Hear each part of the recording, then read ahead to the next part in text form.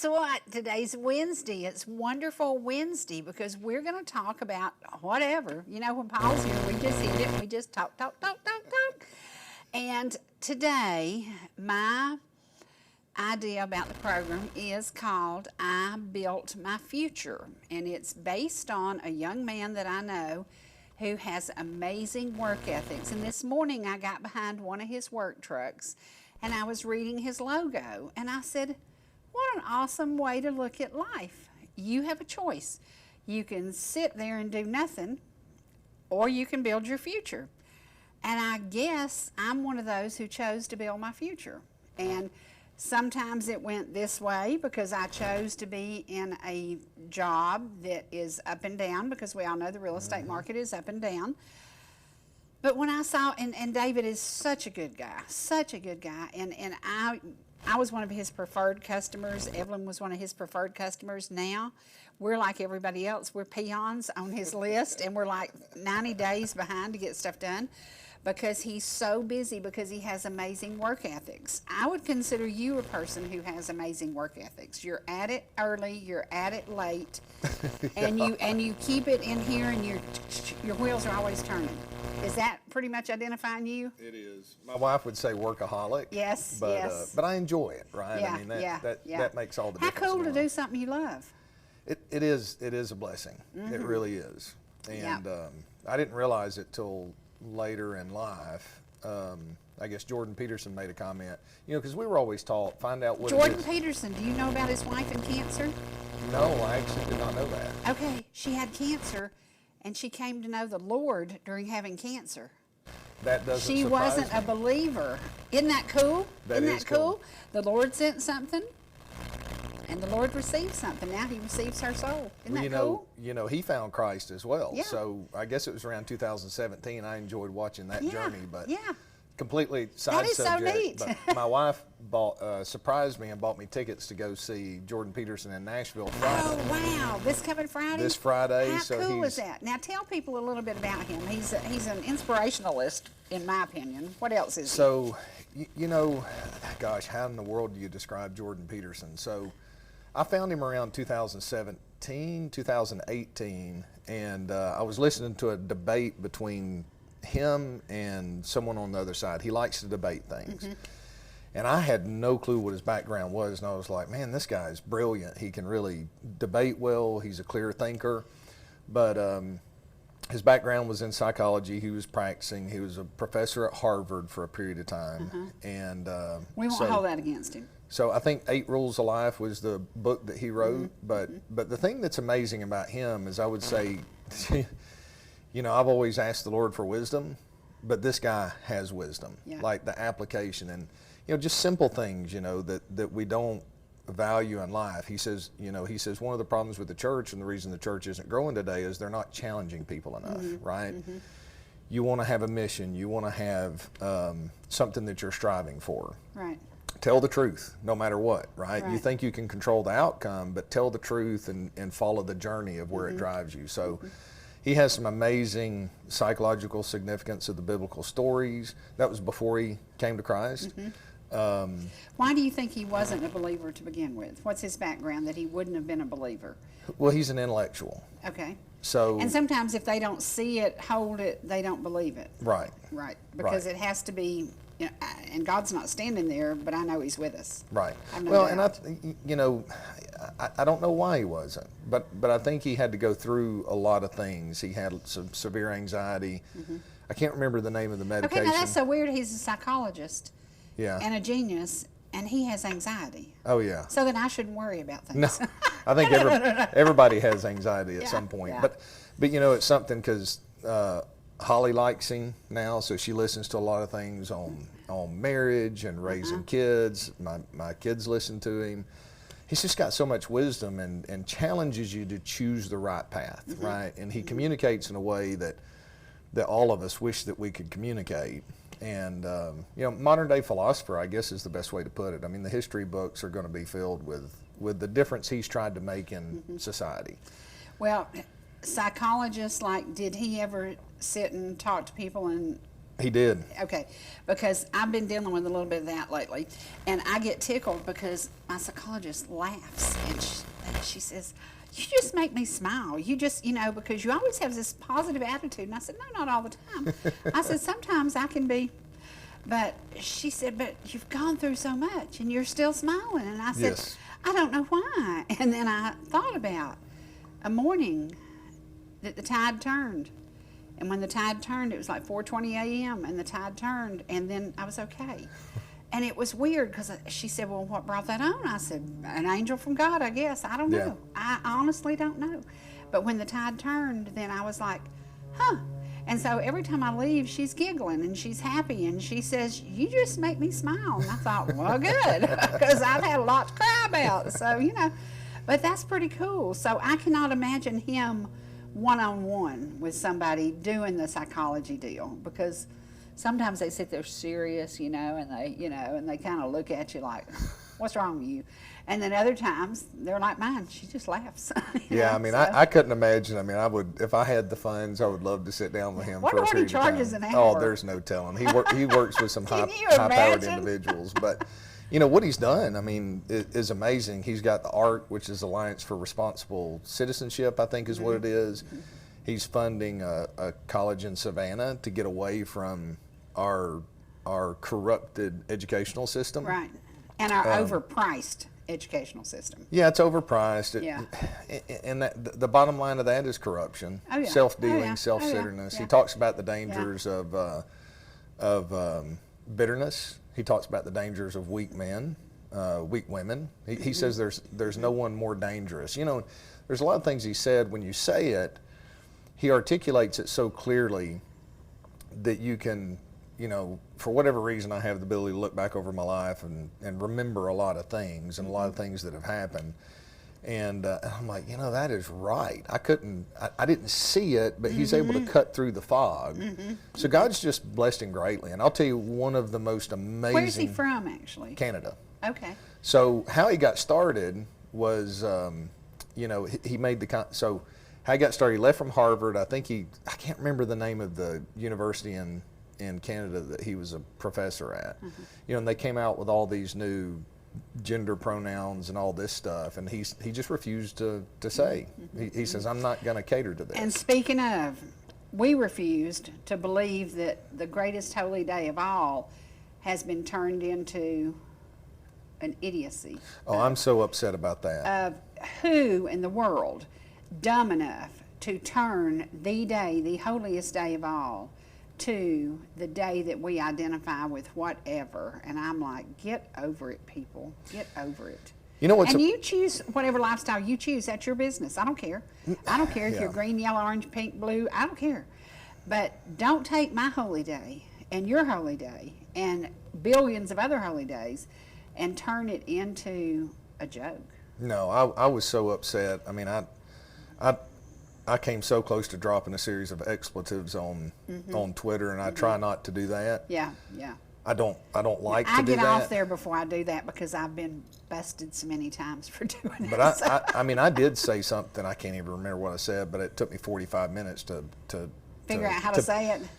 To narrow it down to what I wanted to say. I always heard that, and this is true. I've learned, somebody made the comment 10 or 12 years ago, said if I had more time, my letter would be shorter, yes, right? Yes, because you can go over it. So, yeah. But I was frustrated, and one of the things I've been thinking about since that went out is, look, do what you want to do. When did he make the announcement? It was on Sunday. Now, what day did he announce it? Did he announce it on Sunday? Well, I saw it come out. I thought he announced it maybe Friday or so. I don't know when it was announced. I happened to see it on Easter Day. And, Easter Day, as we're recognizing that the tomb is empty, the cross held our Lord, and now we're to celebrate what? Are you kidding me? And it seems like there's a dividing line that's taking place in the nation right now. In 26 years of dealing in the markets, everybody in the markets, like I have clients on both sides of the aisle, right? But I don't really know anybody that's extreme. Unlike me, I have viewers on one far side of the left. aisle. I love it. So, but I mean, I have debates with people, and we agree to disagree because they know that, I want what's best for the American people. They know that my view is a biblical worldview.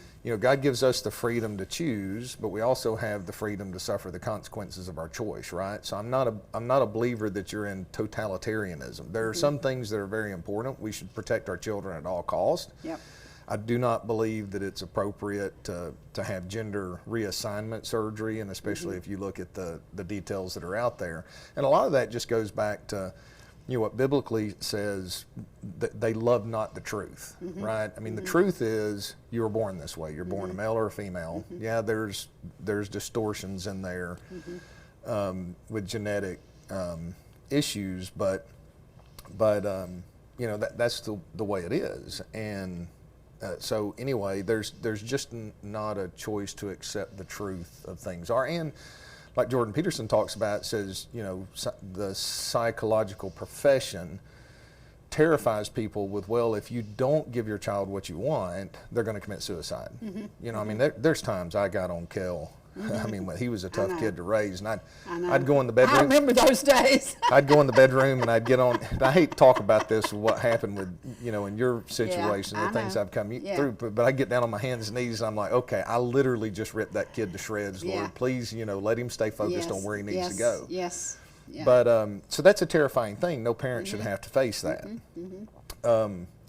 But there's, anyway, so he just kind of points a lot of that out. One of the most amazing educational lectures that Jordan Peterson gave, and that psychological significance of the biblical stories. And I always warn people, because this is the only Bible study where you're going to hear the F-bomb drop and GD. Oh, wow. So, and he's got an argument behind that, but you got to get through that, right? But the wisdom he shares is the story of Cain and Abel. That one story and the way he breaks that down is just amazing, because the Bible's there to teach us, how to live and rules to life, and it'll teach you everything you need to know about human interaction. That's kind of what I tell the kids. So, how old is he? You think maybe 50? No, I'd say Jordan Peterson is probably late 50s, early 60s. Okay. He said it at one point, but I can't remember. I was like, man, he's younger than I thought he was. And then I remember thinking, gosh, that guy's not that far ahead of me. What have I done with my life? I've not done anything to make a major impact on other people. Well, I don't know if your kids ever dealt with this, but today on the news, and I was watching it, and I was just like, quit making excuses, people. Yeah. Parents are teaching their children to cheat and lie and taking them to get them analyzed as attention deficit disorder so they can get extra time taking the SATs. Yeah. And the psychologist who was talking about this said, this is what you do. At 9 p.m., you go in your children's bedrooms and you take their phones from them and you take their gaming devices. And from 9 p.m. until 6 a.m., you let them sleep and rest. And a child who has been up all night long TikToking or whatever they're doing is not going to do well in school. No. So they can get that analysis or whatever the doctor says, okay, oh, you have attention deficit disorder. No, you don't. You've been up all night playing games. Or you've been doing TikTok. Now, there are a lot of kids who do have that disorder. Yes. There are a lot of kids who do have that disorder. But in today's world, the parents are taking the easy route out because, well, bless her heart, she's not doing so well. But, I can't take her phone because she'd get mad at me. Oh, yeah, you can. You can take it and you crush it. And I'm like, holy cow, because I'm going to give you an example, and don't do this, people, to your kids, but my husband, we went to church at Cool Springs Baptist Church Sunday morning, and one day one of the boys didn't want to go to church. And my dear husband went downstairs, picked him up by the hair of his head. Don't do this, y'all. Don't use my husband's example. Pulled him up the stairs and said, "Your is going to church." And I said, oh, well, it was a pretty miserable day that day. But the next day, the kid went and had his head shaved, and he said, he'll never pull my hair again. So sometimes your kids do some crazy stuff. But do what is right. Do not teach your kids that we can lie, cheat, and steal to get you more time to take the test that you should have been prepared for, because if you were in the bed resting, if you were studying, if you were doing the right thing, then mom wouldn't have to go in there and blow a gasket and take your phone. Mom wouldn't have to go in there and get your gaming devices. Because I'm guilty. I have a kid who gamed NASCAR all night long. Yeah. And his gaming happened to be just under my bedroom, and asked me how I knew that he was gaming all night. Oh, I can't sleep, you know. So you can't teach them to cheat, lie, and steal, and that's what they're doing if they go to a doctor and say, oh, I have a problem. I have a no, they don't. They need rest. No. They need rest. They do. Well, Yeah. you know, that brings to mind. You can't stay up all night. That brings to mind two things. The second I'll come to, there's a way that seems right to a man, but in the end it leads to death.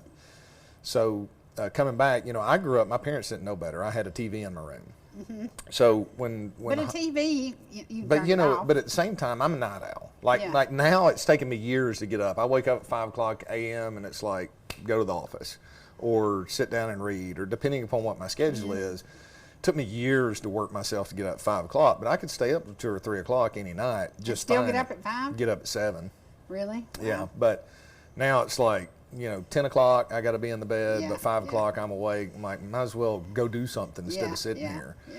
But Well, that's 7 hours sleep. that's if you se- sleep yeah, that that's time. 7. Yeah. So we decided no TVs in our kids' room, no phones in their room. Now, Will, being the youngest, he gets a little bit more flexibility than the rest. Yeah.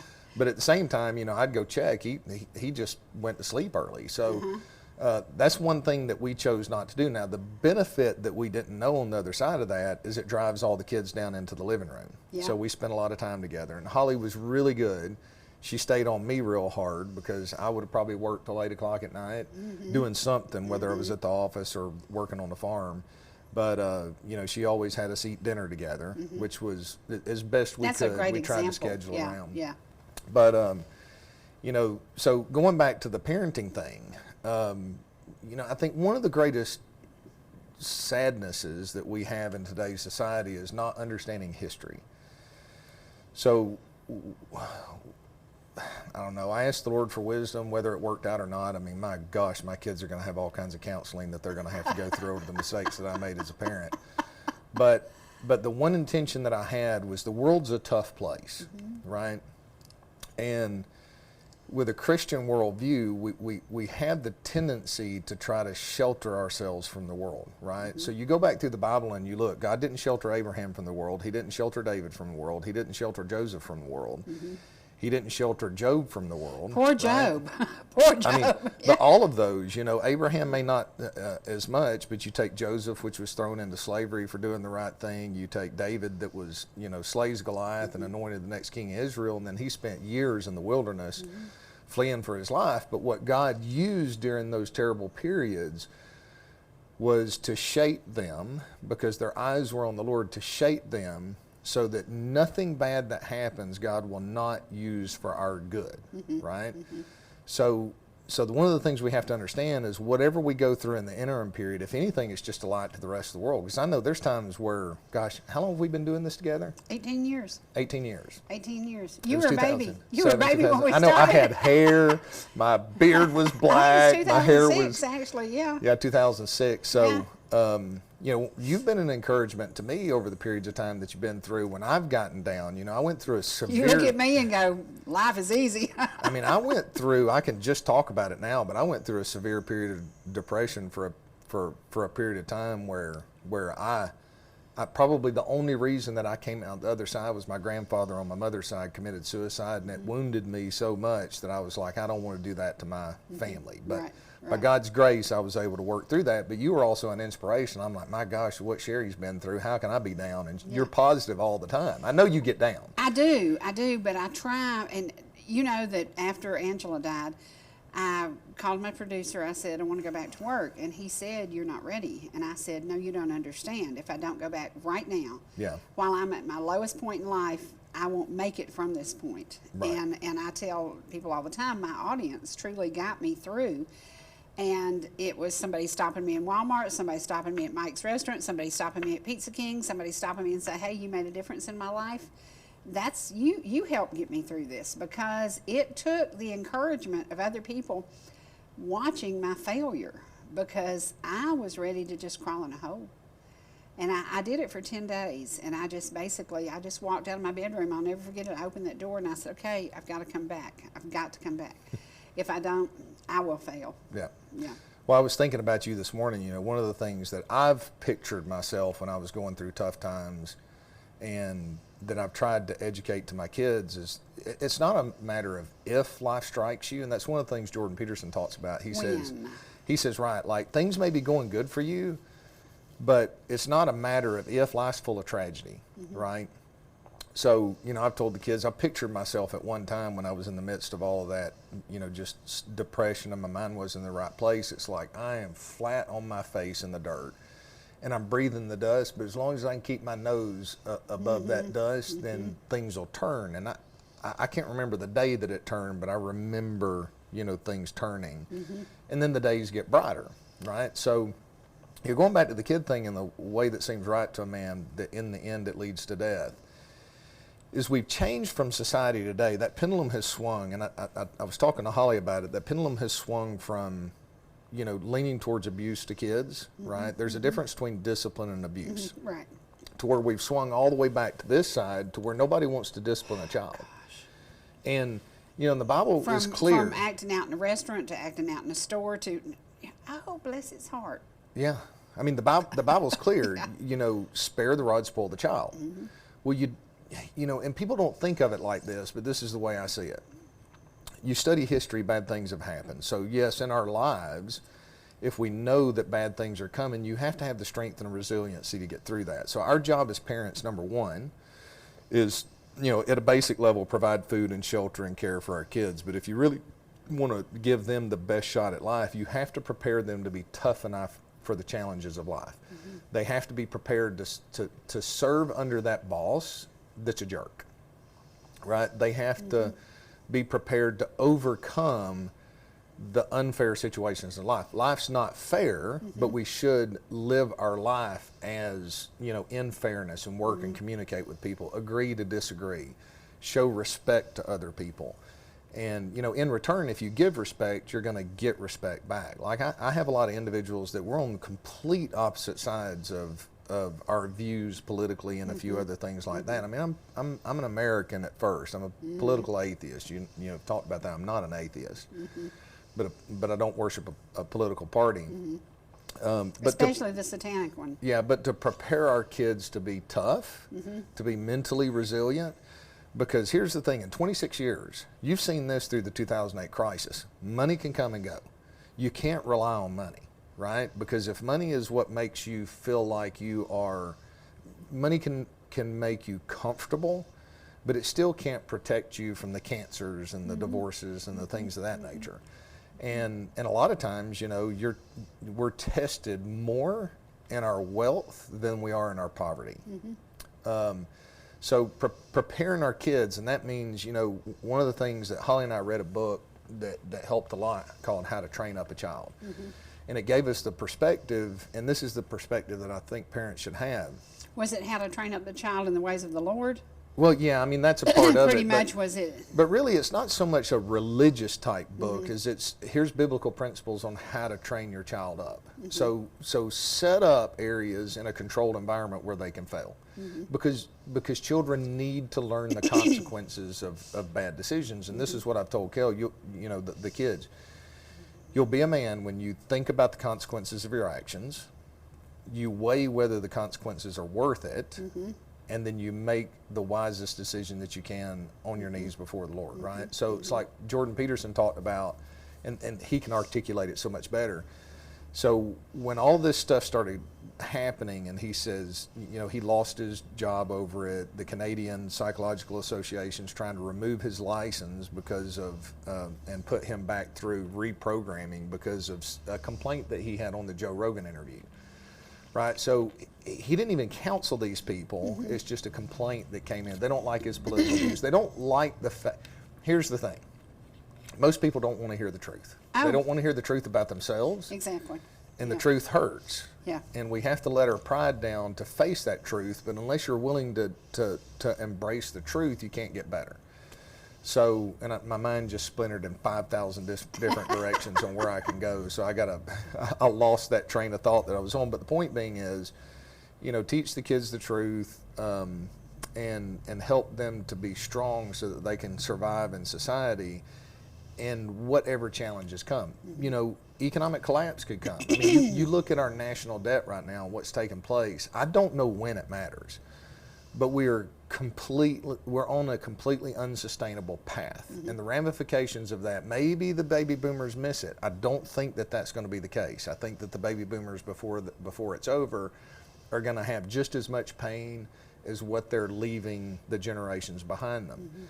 But you know, we're headed down an unsustainable path. So when you look at that from a historical standpoint, you read the Bible front to back, and you know, it always amazed me. In my arrogance when I was young, I was like, boy, those Israelites are stupid, right? You know, God blesses them, they do good, they turn away from Him, they go into weak decision making, and then the consequences that happen, God's judgment allows that to happen, the consequences, and then society falls apart, and it's wash, rinse, and repeat. It's a cycle. Well, there's some smart individuals that have studied history. The Kondratiev cycle, I believe, is what it is. They claim we're in the fourth turning. You look back, wars happen with regularity, you know, through generations and things of that nature. So when we've been through such good times that we're in now, it's trying to prepare your kids to survive that next generation. And hey, and here's the thing.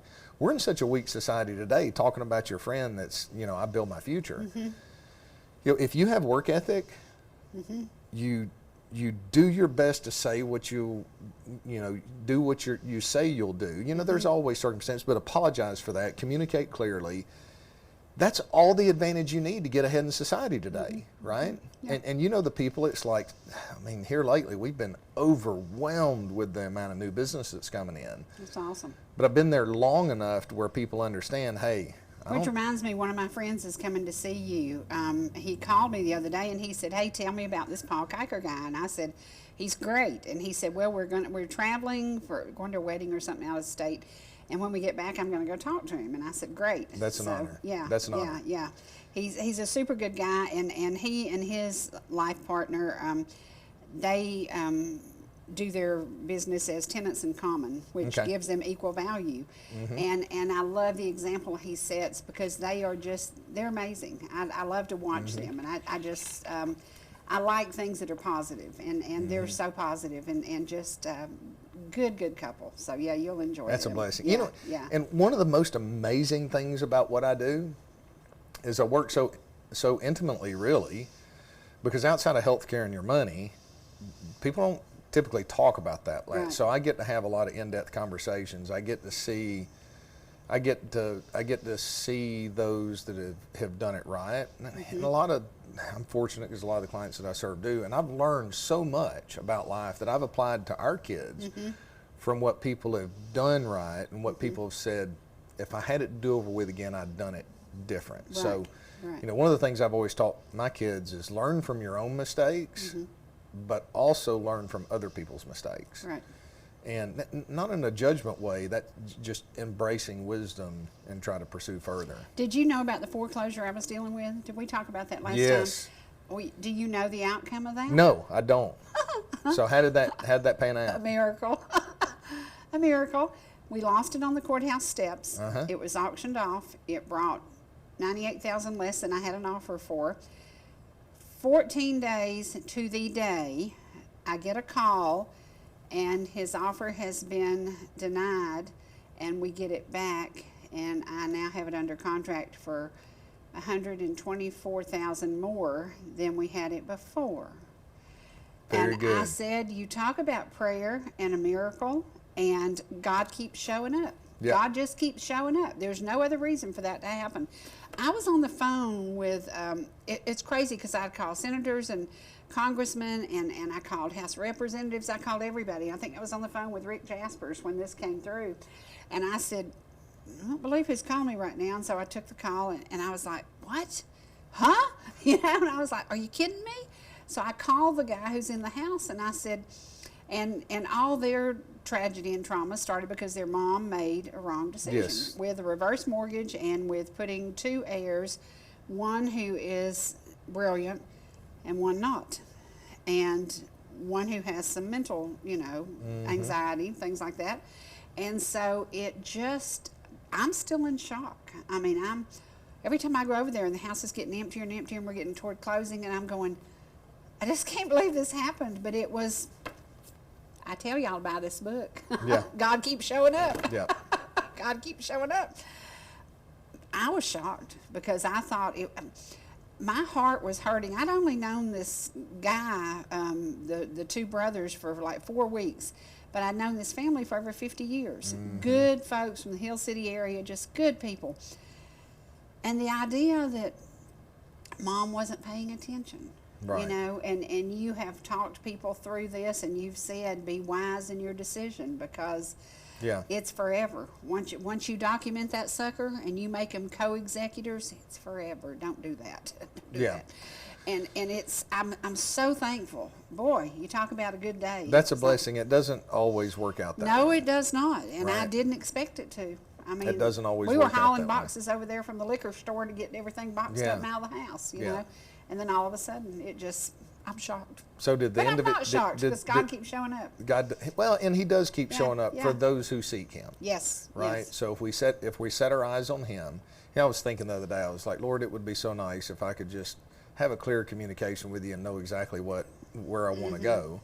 Do you ever ask him questions? Oh, He all doesn't the answer. time. He doesn't All the ever time. answer Like I don't me. even expect an answer, but I get answers a lot of times, right? Yeah. Like, and then there's confirmation. In that something comes like in. this, because I probably could have caused havoc because at the courthouse, I filmed this whole transaction at the courthouse.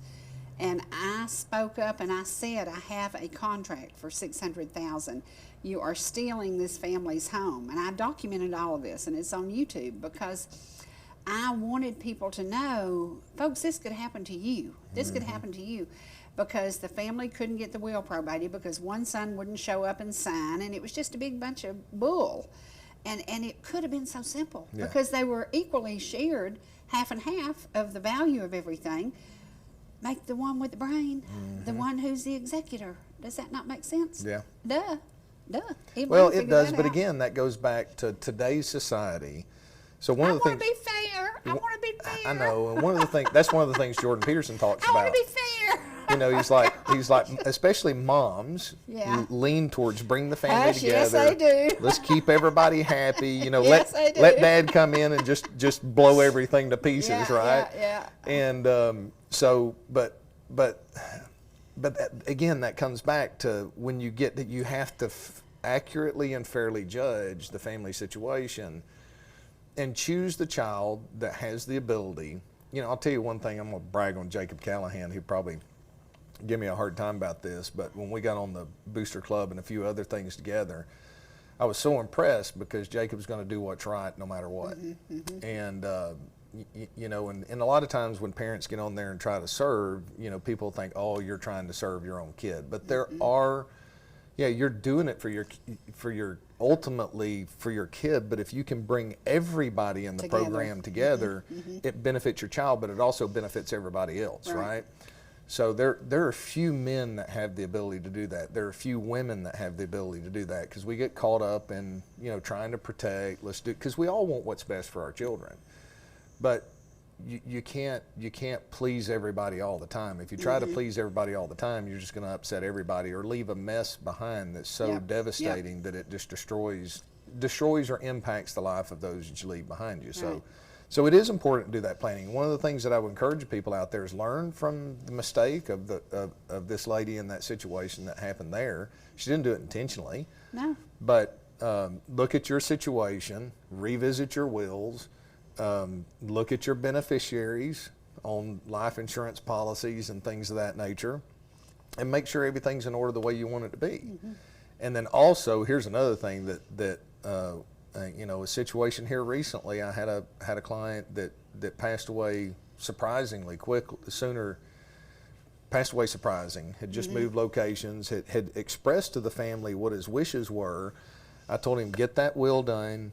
Get me a copy. Never got me a copy, but nobody can find the copy, right? So what I'm curious to see is going to happen is, do the heirs follow what Dad said that he wanted to do because he communicated that to everybody, or are there going to, a couple of them, because it benefited them better? If it's not in in the prior. writing, can that be done? Because I'm dealing with that right now. Yesterday I was on the phone with somebody with 4 heirs and nothing is in writing. There was no will with either parent.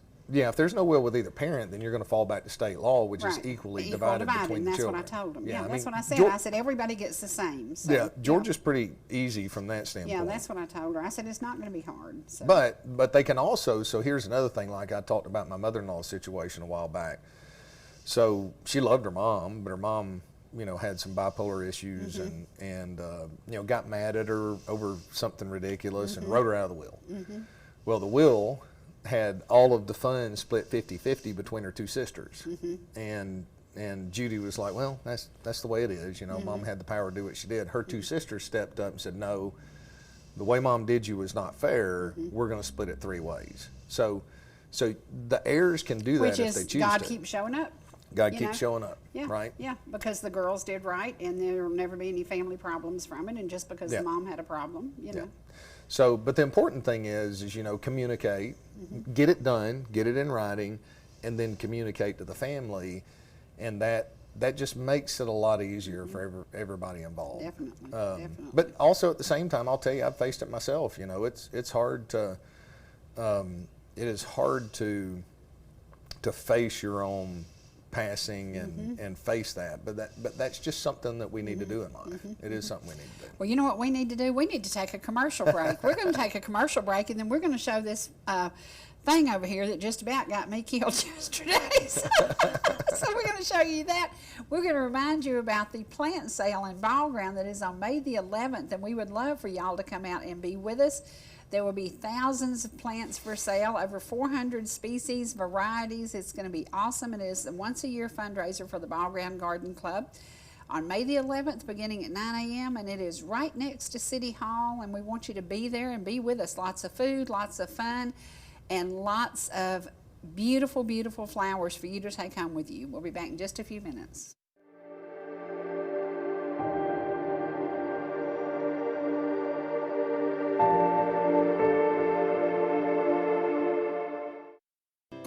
Whether you're in the mood for chicken strips, a delicious burger, our classic banana split, or an upside-down thick blizzard treat, we've got you covered. Hot and fresh food every day, every time, and delicious DQ soft serve make the perfect pair at your favorite place. Not fast food, fan food fast. Your Blue Ridge, Ellijay, and Jasper Dairy Queens are your meet, eat, and treat headquarters. Thank you for choosing DQ. How may I serve you? Georgia Medical Treatment Center now has 2 locations to bring you the high-quality holistic care you've come to know and expect. We treat neck, back, and joint pain with chiropractic care and injection-based treatment without the need for surgery or prescription painkillers. Our medical weight loss program can also provide relief while ridding your body of toxins, pounds, and inches while improving your overall health. Call today for a free consultation, 770-345-2000, or go online to georgiamtc.com. You know, how you feel on the inside is just as important to me as how you feel on the outside. Oh, Daddy. I'm grown up, in every way, care and take care of you. You're my grown up, and I know you're there. I'm your grown up, and you know I care. 'Cause it's you and me and me and you. So when you are okay or not okay, I'll take care of you.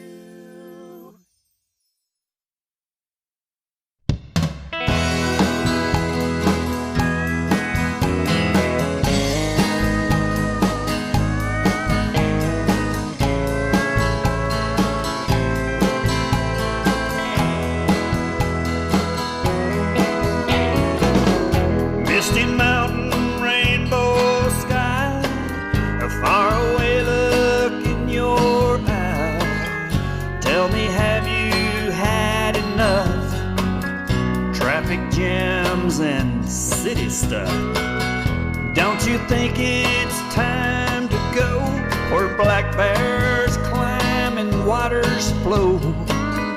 Hummingbirds out on the deck, feet propped up, and what the heck?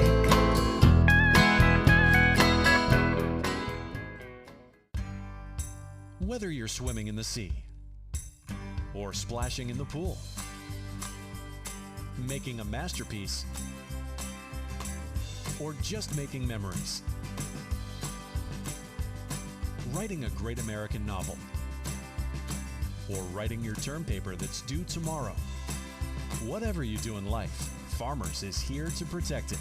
For all your insurance needs, call Donald Curtis in Blue Ridge.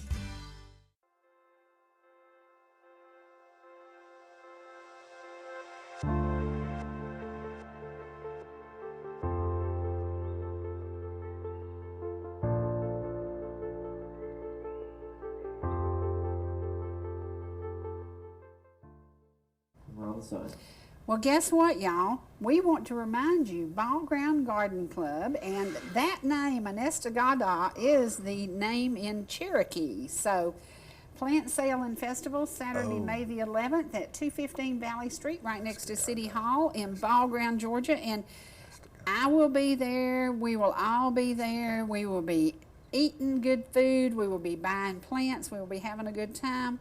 Please come and spend some time getting to know the tiny town that we love. You can park in the area and you can walk to town. You can go anywhere you want to from Ball Ground, walking distance. It's pretty cool. That is neat. Pretty cool, pretty cool. So we hope you'll come and be with us. And again, bring your pocketbook, bring your money, and we will have lots of plants for you to take home with you. Yeah. I'm planting my garden off the lunar calendar for the first time With a ever. Farmer's Almanac? Farmer's Almanac. I love that because my grandmother proved that true over and over. I would say, I'm going to plant beans today. No, you're not either. And Yeah. I'd say, why? Well, the signs are in so-and-so. You won't get nothing but strings. Okay. No, I've never done that, and I've never had a problem with harvest in the past. But where we were before, I had better soil than what I've got now. I just haven't had enough time to get it built up the way it needs to be. Did you put any chicken litter in it? Yes, I have. Yes, I limed it. You know, I mean, I'm doing my soil test and get Yeah, it back up to yeah. speed. A lot of organic matter in there. It's just going to take some time. It took some time to get the other one where it really needed to be.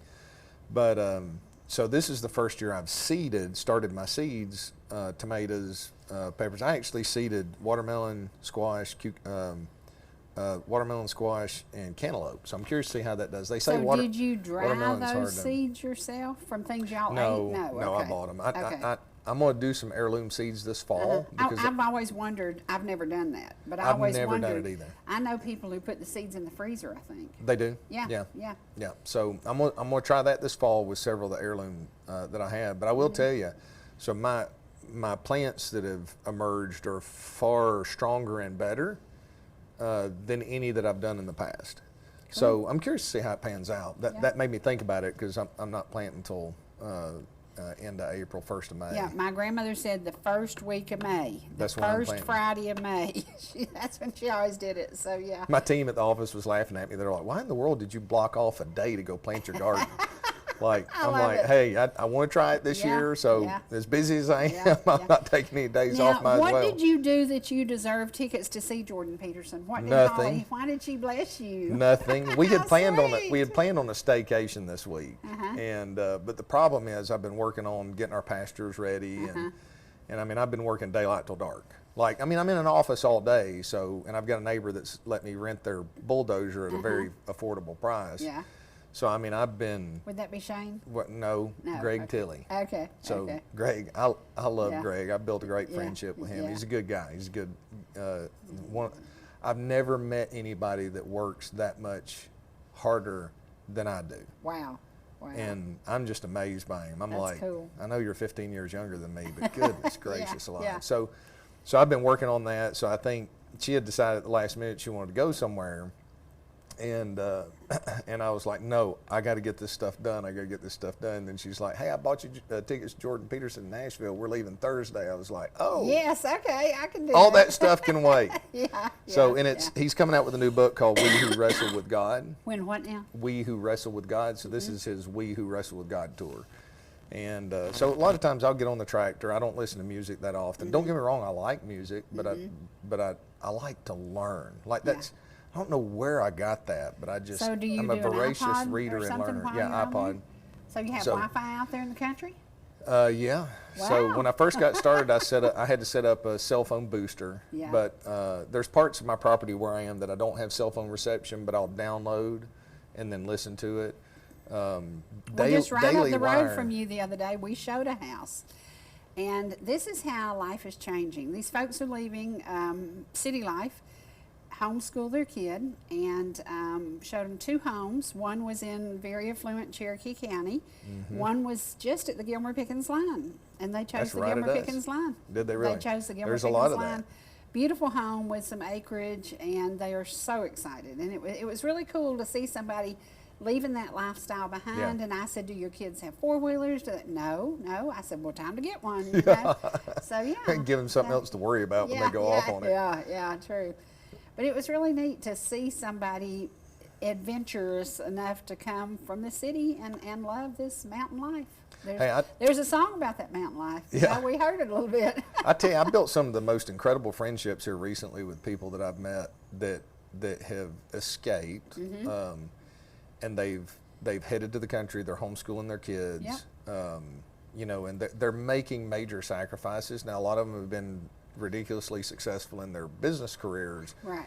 but instead of pursuing the accumulation of massive amounts of money, it's like, okay, we've got enough now. We can escape out of here. Yeah, I'm going to keep working. I'm going to keep, you know, being excellent in every way that I can, but get our children in a place where we can better prepare them for the future. Sure. You know, I'll tell you, one of the things I'm seeing in society right now, you know, going back to that transgender day of recognition on Resurrection Day, is I have never seen so many people come out of the woodwork and complain about the politics that's taking place right now.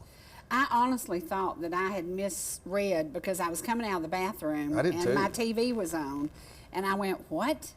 And I just stopped and looked at it, and I said, are you kidding me? And I said, that can't be real. Oh, I didn't think it was real to begin with. I was Yeah. like, oh, this is, you know, Yeah. this is like Propaganda, something, you know, Yeah. pre-April Fool's Day or something like that.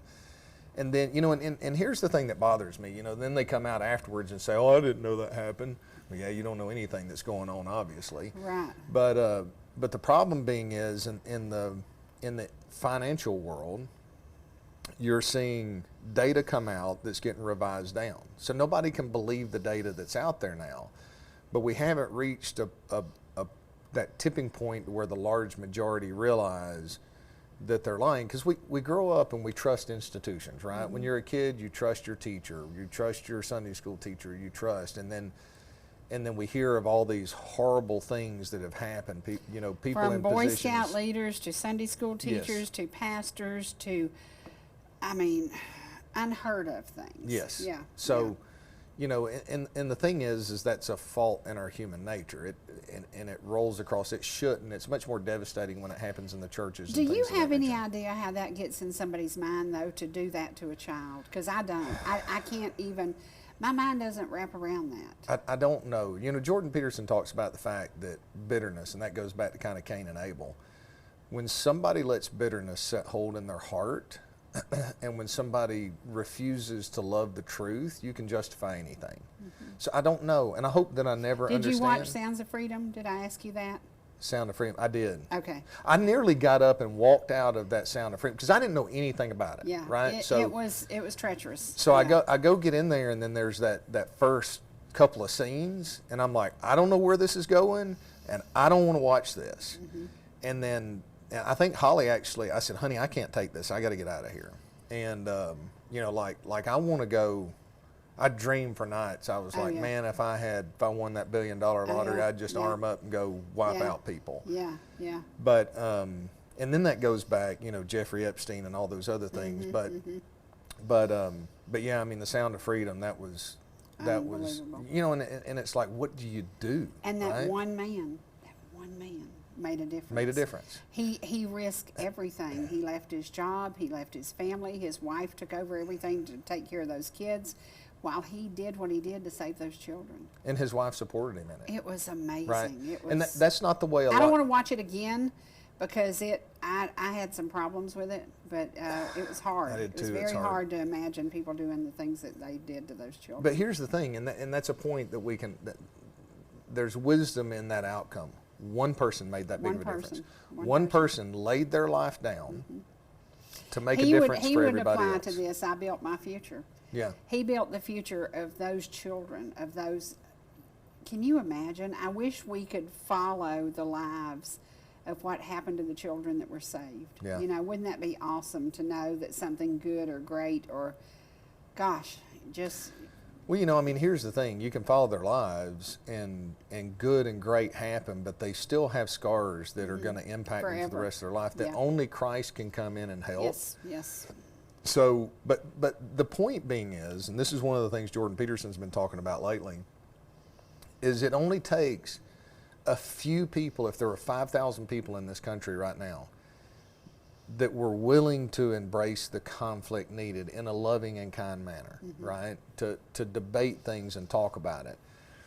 You go back through some of the biblical stories. If you can find me a handful of people, judgment won't come, right? If we are willing to set down, you know, and this is a dangerous thing. We don't want to burn relationships for the sake of it, but think about how many of the friends that we have that you're watching them head down a path of destruction, and we don't say anything. You know, and one of the things that I tell the kids is like, you have arguments with people you love, right? You do, because if you love somebody enough, and with fear and trembling, and this is what I talk about, working your faith out with fear and trembling. I've been thinking about that a lot lately, especially when things are going good in the business and our portfolios are doing good. In the past, there was a period of time where I'm like, oh man, we got this figured out, and I hit a wall, and I was not walking with fear and trembling. But your fear and trembling, you spend time before the Lord, you really think about it, and then as a leap of faith, you stand up for the truth.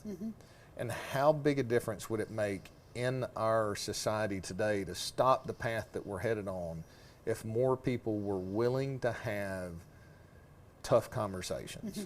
That's one thing I told the gentleman that I referred to you. I said, you can trust him with the truth. You can trust him with the truth. And if he wants an idea that he wants to do so and so, you'll brutally tell him the truth. Oh yeah. This may not be the path to go, you know. Yeah. And sometimes people have it all figured out, and we see it every day, you know. Yeah. And you're like, no, that won't work. That isn't going to work. And I told somebody last night, I said, I will never be rich because I'm brutally honest. Because sometimes I tell people walk away from a deal where I would have made a huge commission. Right. But at the same time, I would have seen them strapped, and I would have worried about it, and I would have stressed about it, and I'd have seen their marriage fall apart. And so I, you know, and I've done that with many deals lately because of the interest rates. I see what their payment's going to be, and I suggest that they wait. Yeah. Because the truth will stand. The truth is their marriage won't make it through these horrible payments. And I know it. So I say, let's back off. Let's terminate this, and let's wait. Well, I mean, you know, and here's the thing. You've got to, there's a lot of speculation that takes place today, and a lot of people are speculating, and they're complacent right now. So, you know, one of the things we do, I had a client who's towards the end of their life and is wanting to help their kids out. So they called me and said, hey, I want to introduce you to the kids. I'm going to give them, you know, I'm going to change the numbers, $200,000 apiece. And so I said, okay, so what do you want to do with this? And they said, I said, do you want restrictions to be on it? Do you want to keep it invested? And you know, both of the parents, he and she, said, you advise them whatever's best for them. I said, okay. So they come in, I run a whole financial plan. I find out there's some credit card debt here. There's a higher rate mortgage balance that's in there. I'm like, okay, you need an emergency fund. You got to get this in place. Well, you know, 2 of the 3, there was nothing left for me to manage by the time it was over. So you give up what you're managing for that client. I could have argued. At the same time, you sleep better. I could have argued, you know, what our industry does, and one of them was competitive, and they went, it's like, well, I went and talked to this other person, said that I'd be better off to invest this and not pay off that 21% credit card loan. And I'm like, look, you're not going to get 21% going forward. If you do, we're in hyperinflation. You're probably going to lose your job. So, you know, but doing what's right for people is what matters the most in the end. Absolutely. And, you know, unfortunately, our society rewards, you know, me first, and let's get this. So that's why I always tell people. I had somebody come in the other day, it's a little, well, probably about 3 months ago, it's a little timid. I said, look, there's a couple things that I want us to have in our relationship. We work together. One, you ask me any question, right? You're not going to hurt my feelings. I've been in this business 26 years. I've had everything that you could possibly imagine asked of me. I said, my skin is thick. Yeah. And I said, but I also ask you to give me permission to take my job seriously, right? So understand that's my job to watch out for you. So will you give me the freedom to have some hard conversations with you? Understand, I serve you, right? If you want to do this, but I'm going to explain to you if you decide you want to do something, you know, here's the consequences of that. This is what might happen, Right. and here's what I've seen happen in other people's situations. But the thing that's amazing to me is one of the things that I always recommend clients, it's a little harder when you got a 2.5% mortgage, but here's what I'm doing now. So if you got a 2.5% mortgage and you got money that's safe, if you're earning 5.4% on a treasury or a CD, take all the interest from that and put it down to the principal of that loan, right? So you're accelerating, add that on top of your payment. But I am a big believer, because the thing that I have seen, the people have their homes paid for, right? Yeah, you may not make as much money, you know, especially when the markets have been as strong as they have since 2010, but they're better investors. They sleep better at night. And consistently I've had people say, you know, I kind of thought I thought that was a mistake to pay off the house, but I followed your lead, your recommendation, and I got to tell you something, I feel more free than I've ever felt in my life. Now, not everybody can do it, because you got to be able to pay off the house, have an emergency fund, have enough money set aside to go to work for you. But you know, I enjoy that. I don't get paid on that, right? But it doesn't matter. I'm not in the business to serve money. I'm in the business to serve people. Well, right now, it's a birthday soon of a very, very special gentleman in heaven. And he didn't live to see any of his inheritance. And it's a lesson for all of us. You know, he lived a long life. He worked very, very hard, and he didn't get any of the, he didn't get to get any of it. And it makes me sad, because I know what a good guy he was. So we're going to end today with just a little bit of this gentleman that I absolutely adored, and I bet a lot of you did too. Blue Ridge Mountain, Shenandoah River. Life is old there, older than the trees, younger than the mountains, rolling like a breeze. Country roads, take me home to the place I belong, West Virginia, Mountain Mama, take me home. Country road, all my memories gather round her. Miner's lady, stranger to blue water, dark and dusty, painted on the sky.